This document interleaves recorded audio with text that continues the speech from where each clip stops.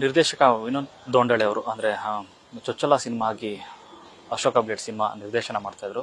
So ಸಾಕಷ್ಟು ನಿರೀಕ್ಷೆ ಇಟ್ಟಿದ್ದಂಥ cinema ಇದು. ಸೊ ಆ ಸಿನಿಮಾದಲ್ಲಿ ಪ್ರಮುಖ ಪಾತ್ರದಲ್ಲಿ ಅಭಿನಯಿಸಿದಂಥ ಸಂಪತ್ ಅವ್ರ ನಮ್ಮ ಜೊತೆ ಇದ್ದರೆ ಬನ್ನಿ ಮಾತಾಡ್ಸೋಣ.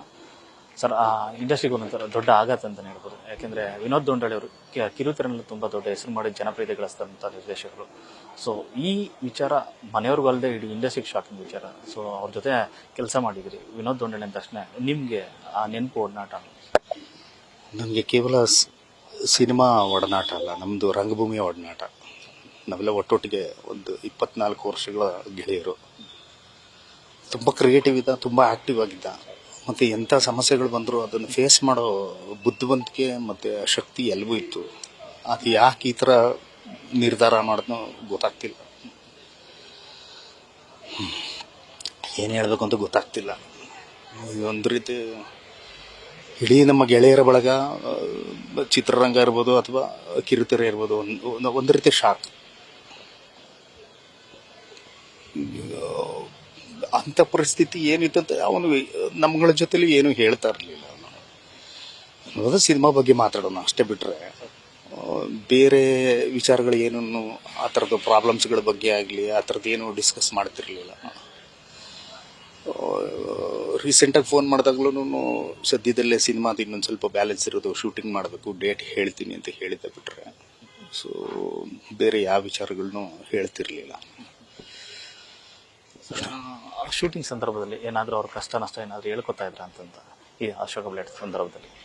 ಇಲ್ಲ ಅವ್ರ ಕಷ್ಟಗಳ ಬಗ್ಗೆ ಅವನು ಯಾರ ಹತ್ರನೂ ಹಂಗೆ, ನಾವು ಅಷ್ಟು ಕ್ಲೋಸ್ ಫ್ರೆಂಡ್ಸ್ ಆದ್ರೂ ಕಷ್ಟಗಳ ಬಗ್ಗೆ ಹೇಳ್ತಿರ್ಲಿಲ್ಲ. ಅವನು ಏನಂದ್ರೆ ಸಿನಿಮಾ ತುಂಬ ಚೆನ್ನಾಗಿ ಮಾಡಬೇಕು. ಯಾಕೆಂದರೆ ನಾನು ಫಸ್ಟ್ ಟೈಮ್ ಸಿನಿಮಾ ಡೈರೆಕ್ಟ್ ಮಾಡ್ತಾ ಇದ್ದೀನಿ. ಸೊ ಹಾಗಾಗಿ ತುಂಬ ಚೆಂದ ಮಾಡಬೇಕು ಅಂತ ಮಾಡ್ತಿದ್ದ. ಅದಕ್ಕೆ ಎಲ್ಲರೂ ಕೂಡ ಸಪೋರ್ಟ್ ಮಾಡ್ತಿದ್ರು. ಎಲ್ಲರೂ ಟೆಕ್ನಿಕಲ್ ಟೀಮಿಂದ ಹಿಡಿದು ಕಲಾವಿದ್ರ ಟೀಮಿಂದ ಹಿಡಿದು ಆಲ್ಮೋಸ್ಟ್ ಅಲ್ಲಿ ಎಲ್ಲರೂ ಅದ್ಭುತವಾಗಿ ಸಪೋರ್ಟ್ ಮಾಡಿರೋದ್ರಿಂದ ಎಷ್ಟು ಚೆಂದ ಮಾಡಿದ್ದಾನೆ ಅಂದ್ರೆ ನೀವು ನಂಬಕ್ಕೆ ಸಾಧ್ಯ ಇಲ್ಲ. ಕನ್ನಡದಲ್ಲಿ ಇದುವರೆಗೂ ಎಕ್ಸ್ಪ್ಲೋರ್ ಆಗದಿರೋಂಥ ಒಂದು ಸಬ್ಜೆಕ್ಟನ್ನು ಎಕ್ಸ್ಪ್ಲೋರ್ ಮಾಡಿದ್ವಿ ನಾವು.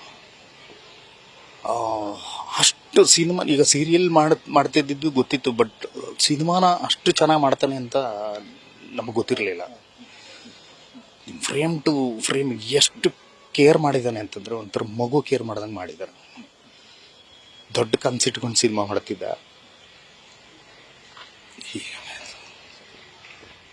ಸರ್, ಸಿನಿಮಾ ಆಗಲಿ ಸೀರಿಯಲ್ ಆಗಲಿ ಅವರ ಒಡನಾಡಿಗಳು ಮಾತಾಡ್ಸಿದ್ರೆ ಫಸ್ಟ್ ಬರೋದೇ ವಿನೋದ್ ಅಂತ ಒಳ್ಳೆ ಮನುಷ್ಯ ಮತ್ತೊಬ್ಬ ಸಾಧ್ಯನೇ ಇಲ್ಲ ಅಂತ. ಅಂದರೆ ಅಷ್ಟೊಂದು ಮೃದು ಸ್ವಭಾವ, ಯಾರಿಗೂ ರೇಗಿದ್ದಾಗಲಿ ಜೋರಾಗಿ ಮಾತಾಡಿದಲ್ಲಿ ಯಾವತ್ತೂ ಇಲ್ಲ ಅಂತ. ಚಾನ್ಸೇ ಇಲ್ಲ. ಯಾಕೆಂದ್ರೆ ಅವನು ಒಂದು ಕೆಟ್ಟ ಪದ ಬಳಸೋದಕ್ಕೂ ಗೊತ್ತಿಲ್ಲ ನಮ್ಮ ಕಂಡಂಗೆ. ಯಾಕೆಂದರೆ 24 ವರ್ಷದ ಫ್ರೆಂಡ್ ಆದ್ರು. ಈ ಶೂಟಿಂಗ್ಗಳಲ್ಲೂ ಅಷ್ಟೇ ಅವನು ಜೋರಾಗಿ ಗದರಿಸಿ ಕೂಡ ಯಾರಿಗೂ ಅವ್ನು ಮಾತಾಡ್ತಿರ್ಲಿಲ್ಲ, ಸಿಟ್ಟು ಮಾಡ್ಕೋತಾ ಇರಲಿಲ್ಲ. ಆಮೇಲೆ ಕಲಾವಿದರುಗಳನ್ನ ನಡೆಸ್ಕೊತಿದ್ದ ರೀತಿ ಇರ್ಬೋದು ಅವನು, ಮತ್ತು ಹೆಣ್ಮಕ್ಳನ್ನ ನಡೆಸ್ಕೊತಿದ್ದ ರೀತಿ, ಎಷ್ಟು ರೆಸ್ಪೆಕ್ಟ್ ಮಾಡೋಣ ಅಂತಂದರೆ ಅವನಿಂದ ಕಲಿಯೋದು ಸಾಕಷ್ಟು ವಿಷಯಗಳಿತ್ತು. ಇದುವರೆಗೂ ಅವನ ಬಗ್ಗೆ ಯಾರು ಕಂಪ್ಲೇಂಟ್ ಹೇಳಿರೋ ವಿಷಯನೇ ನಾನು ಕೇಳಿಲ್ಲ. ವಿನೋದ ಹಾಗೆ ಹಿಂಗೆ ಅಂತ.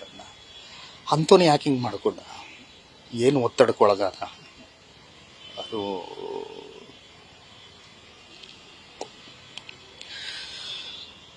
ಒಂದು ಕ್ಷಣ ಮನೆಯವರು ಯೋಚನೆ ಮಾಡಿದ್ರು ಅಂದರೆ ಇಬ್ಬರು 3 ಜನ ಮಕ್ಕಳಂದರು ಅಂದರೆ ಇಲ್ಲಿ ಬಂದಾಗ ಅವರ ಮಡದಿನೂ ಕೂಡ ಕಣ್ಣೀರು ಹಾಕೊಂಡು ಇಲ್ಲಿ ಹೋಗುವಾಗಲೂ ಕೂಡ ನಮ್ಮನ್ನು ಮಾತಾಡ್ಸ್ಕೊಂಡೆ ಮೇಲೆ ಹೋದ್ರು. ಬರ್ತಾರ ನಿರೀಕ್ಷೆ, ಈ ಥರದೊಂದು ನಾವು ಊಹೆನೂ ಮಾಡಿರಲಿಲ್ಲ ಮತ್ತು ನಿರೀಕ್ಷೆನೂ ಮಾಡಿರಲಿಲ್ಲ, ಇಂಥ ನಿರ್ಧಾರ ತಗೋತಾರೆ ಅಂತಲೂ ಗೊತ್ತಿರಲಿಲ್ಲ ಅನ್ನೋದು. ಏನಿಲ್ಲ, ಈಗ ನಿರ್ಧಾರ ತಗೊಂಡಿದ್ದಾನೆ. ಈಗ ಏನಂದ್ರೆ ಅವ್ರು ಮಾಡ್ದೇನೆ ಮಕ್ಕಳಿಗೆ ಎಲ್ಲ. ಈಗ ಅವರು ಗಟ್ಟಿ ಮನಸ್ಸು ಮಾಡಬೇಕು. ಅವ್ರಿಗೆ ಎಲ್ಲ ನೋವನ್ನು ತಡ್ಕೊಳ್ಳೋ ಕೆಪಾಸಿಟಿ ತಾವೇ ರೂಢಿಸ್ಕೊಳ್ಳಿ ಅಂತ ಹೇಳ್ಬೋದು ಅಷ್ಟೇ ಬಿಟ್ಟರೆ ಇನ್ನು ಏನು ಹೇಳಬೇಕು ಅಂತ ಗೊತ್ತಾಗ್ತಿಲ್ಲ. ಅವನು ಅಂದ್ರೆ ಒಬ್ಬ ಒಳ್ಳೆ ಗೆಳೆಯನ್ನು ಮಿಸ್ ಮಾಡಿಕೊಂಡು, ಇನ್ನು ಆ ಥರದ ಗೆಳೆಯ ಸಿಗಲ್ಲ.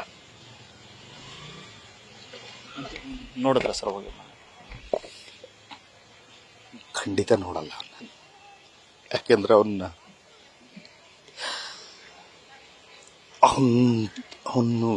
ನಿಷ್ಕಲ್ಮಶವಾಗಿ ನಗೋನೋ.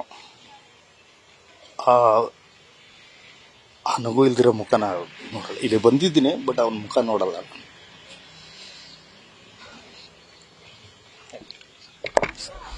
ಇಷ್ಟು ಸಂಪತ್ ಅವರ ಮತ್ತು ಕ್ಯಾಮರಾ ಪರ್ಸನ್ ಮಂಜು ಜೊತೆ ಲೋಕೇಶ್, ಬೆಂಗಳೂರು. ನ್ಯೂಸ್ ಫಸ್ಟ್ ನಿರ್ಭೀತಿಯಿಂದ ನಿಮ್ಮ ಪರವಾಗಿ.